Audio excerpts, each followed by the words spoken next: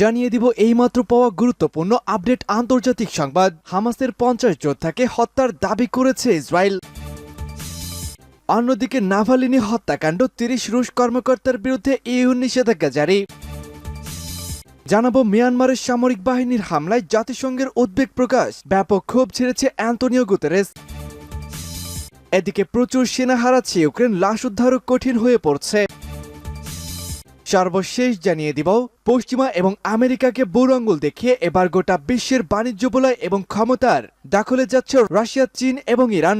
আতঙ্কে ঘুম হারাম পশ্চিমাদের। ইসরায়েল এবং ফিলিস্তিন যুদ্ধের মাধ্যমে চরম এক অর্থনৈতিক সংকটে ভুগছে এই পশ্চিমা সহ ইহুদিবাদীরা। আর এ পরিস্থিতির ফায়দা লুটে বিশ্বজুড়ে নিজেদের আধিপত্যকে আরো গুরুতরভাবে বিস্তার করছে এই বিশ্বের 3 পরাশক্তি। তবে মজার ব্যাপার হচ্ছে চীন, রাশিয়া, ইরান তারা ফিলিস্তিনকে সমর্থন করে যুদ্ধে নামার হুঁশিয়ারি পর্যন্ত দিয়েছে। যদি গোটা বিশ্বের ক্ষমতা এই 3 পরাশক্তির হাতে যায় তবে মুসলিমদের জন্য এটা নিতান্তই একটি খুশির সংবাদ হতে চলেছে। দর্শক, এ বিষয়ে আপনার মন্তব্যটি কমেন্ট বক্সে জানিয়ে দিন। শুনছিলেন সংবাদ শিরোনাম, এবারে থাকছে বিস্তারিত। তার আগে আমাদের ভিডিওটিতে একটি লাইক দিন এবং চ্যানেলটি সাবস্ক্রাইব করে পরবর্তী আপডেট সংবাদটি সবার আগে দেখতে আমাদের সাথেই থাকুন। প্রচুর সেনা হারাচ্ছে ইউক্রেন, লাশ উদ্ধারও কঠিন হয়ে পড়েছে। উত্তর ফ্রন্ট লাইনের কাছে যুদ্ধরত একজন ইউক্রেনীয় সৈন্য রাশিয়ার বোমা হামলার হুমকি বর্ণনা করেছেন। টাইমস অফ লন্ডনকে তিনি বলেছেন যে তারা এত বেশি লোককে হারাচ্ছে যে তাদের সবার লাশও ফেরত আনা সম্ভব হয় না। যুদ্ধটিকে ভয়াবহ হিসাবে বর্ণনা করে লেমুর নামের ওই সৈনিক যোগ করেছেন যে এলাকায় ইউক্রেনীয় বাহিনী মোটেই এগিয়ে যেতে পারছে না, আমরা কেবল অবস্থান ধরে রাখার চেষ্টা করি, তিনি বলেছিলেন।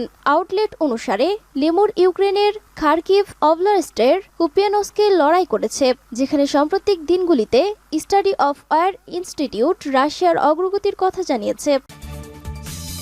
হামাসের 50 যোদ্ধাকে হত্যার দাবি ইসরায়েলের। ফিলিস্তিনের অবরুদ্ধ গাজা উপত্যকার শিফা হাসপাতালে ইসরায়েলি সেনাদের অভিযানে হামাসের 50 জনেরও বেশি যোদ্ধাকে হত্যা করেছে ইসরায়েল। মঙ্গলবার এমন দাবি করেছে ইসরায়েলের ডিফেন্স ফোর্স। সোমবার সকালে সেখানে হামলা শুরু করেছিল তারা। এই অভিযান এখনো চলছে। ইসরায়েলি সংবাদ মাধ্যম দ্য টাইমস অফ ইসরায়েল এই খবর জানিয়েছে।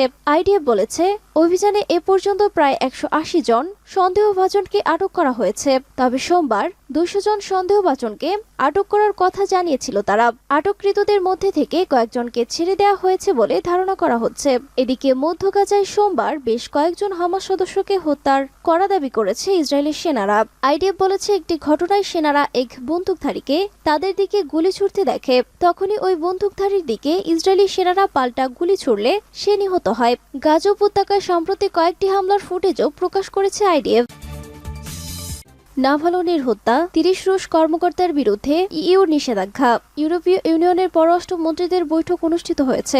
সোমবার অনুষ্ঠিত বৈঠকে ইউরোপীয় ইউনিয়নের পররাষ্ট্রনীতি বিষয়ক প্রধান জোসেফ বোরেল বলেছেন, রাশিয়ার বিরোধী দলীয় নেতা অ্যালেক্সি নাভালিনীর মৃত্যুর প্রশ্নে দেশটির 30 কর্মকর্তার বিরুদ্ধে নিষেধাজ্ঞা আরোপের ব্যাপারে সম্মত হয়েছে ইউরোপীয় ইউনিয়নের দেশগুলো।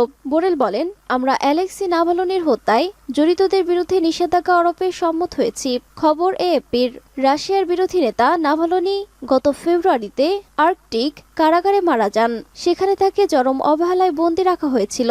ইইউ কর্মকর্তারা বলেছেন, ইউরোপীয় ইউনিয়ন নাভালিনীর চিকিৎসার জন্য দায়ী করা কর্মকর্তাদের ভ্রমণ নিষেধাজ্ঞা এবং তাদের সম্পদ জব্দ করার ক্ষেত্রে যুক্তরাষ্ট্র ও যুক্তরাজ্যর পথ অনুসরণ করবে।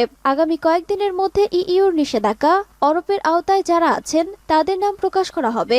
রাশিয়ার প্রেসিডেন্ট নির্বাচনের মধ্যে দিয়ে দেশটির নেতা ভ্লাদিমির পুতিন নতুন করে 6 বছর মেয়াদে ক্ষমতায় আসার দাবি করার পর নাভালিনীর মৃত্যুর জন্য দায়ী ব্যক্তিদের বিরুদ্ধে নিষেধাজ্ঞা আরোপের এই চুক্তি করল ইউরোপীয় ইউনিয়ন। পশ্চিমা বিশ্ব রাশিয়ার এমন পাতানো নির্বাচনের কঠোর সমালোচনা করেছে।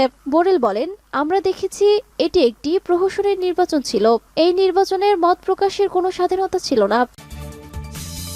মিয়ানমারের সামরিক বাহিনীর হামলায় জাতিসংঘের উদ্বেগ। মিয়ানমারের রাখাইন রাজ্যের গ্রামগুলোতে অনবরত বিমান হামলায় হতাহতের ঘটনায় গভীর শোক ও উদ্বেগ প্রকাশ করেছেন জাতিসংঘের মহাসচিব অ্যান্তোনিও গুতেরেস। সোমবার জাতিসংঘের ডেপুটি মুখপাত্র ফারহান হক এক সংবাদ বিজ্ঞপ্তিতে তথ্য জানান। ফারহান হক বলেন, সামরিক বাহিনীর চলমান বিমান হামলায় মিনোবিয়া টাউনশিপে অনেক বেসামরিক লোক হতাহতের খবর পাওয়া গেছে। রাখাইন রাজ্য এই সংঘাতের বিস্তৃতি সেখানকার বাস্তুচ্যুতিকে বাড়িয়ে তুলেছে, যা আগের দুর্বলতা ও বৈষম্যকে আরও উস্কে দিচ্ছে। বিদ্যমান সাম্প্রদায়িক উত্তেজনা ঠেকাতে সব পক্ষকে শান্ত থাকার আহ্বান জানান জাতিসংঘের মহাসচিব। হামলায় আক্রান্ত মিনবিয়া শহরটি ওই রাজ্যের রাজধানী সিওএর পূর্বে অবস্থিত। সেটা সাম্প্রতিক সপ্তাহগুলোতে মায়ানমার আরাকান আর্মি যোদ্ধাদের মাধ্যমে বিচ্ছিন্ন হয়ে পড়ে। নাম প্রকাশে অনিচ্ছুক এক প্রত্যক্ষদর্শী জানান, সোমবার ভোরে মিনবিয়া শহর থেকে প্রায় 5 কিলোমিটার উত্তরে রোহিঙ্গা অধ্যুষিত থারদার নামক গ্রামে বিমান হামলা হয়। এতে 10 জন পুরুষ, 4 জন মহিলা এবং 10 জন শিশু নিহত হয়। তিনি বলেন, আমাদের গ্রামে কোনো যুদ্ধ হয়নি, তারাই আমাদের উপর বোমা নিক্ষেপ করেছে। আরেক প্রত্যক্ষদর্শী জানান, এ হামলায় নিহত হয়েছে 23 জন এবং আহত 18 জন। ঘটনার পর থেকে মোবাইল নেটওয়ার্ক এবং অন্য অঞ্চলের সঙ্গে যোগাযোগ বিচ্ছিন্ন হয়ে গেছে। এদিকে গত নভেম্বর মাসে আরাকান আর্মি দেশটির নিরাপত্তা বাহিনীকে আক্রমণ করার পর থেকে পশ্চিমাঞ্চলীয় রাজ্য সংঘর্ষ চলে আসছে। প্রসঙ্গত, মিয়ানমারে 2017 সালে সেনাবাহিনীর দমনপীড়নে প্রায় 10 লাখ মুসলিম রোহিঙ্গা প্রতিবেশী বাংলাদেশের সীমান্তবর্তী জেলা কক্সবাজারে আশ্রয় নেয়। দেশটির সামরিক শাসকরা রোহিঙ্গাদের অনুপ্রবেশকারী মনে করেন এবং তাদের নাগরিকত্ব স্বীকার করে আসছেন। যেভাবে যুক্তরাষ্ট্রের বিপরীতে বাণিজ্যালয় করেছে রাশিয়া, ইরান ও চীন। রাশিয়ার প্রেসিডেন্ট ভ্লাদিমির পুতিন ও ইরানের প্রেসিডেন্ট ইব্রাহিম রাইসির মধ্যে অভিন্ন একটি বিষয় আছে, সেটা হলো তারা উভয়ই ব্যক্তিগতভাবে যুক্তরাষ্ট্রের নিষেধাজ্ঞার কবলে পড়েছে। খুব একটা ভ্রমণ করেন না তারা, কিন্তু সম্প্রতি উভয় চীন সফর করেছেন। পরস্পরের প্রতি তাদের ভালো লাগা ও ভালোবাসা ধারাবাহিকভাবে বাড়ছে।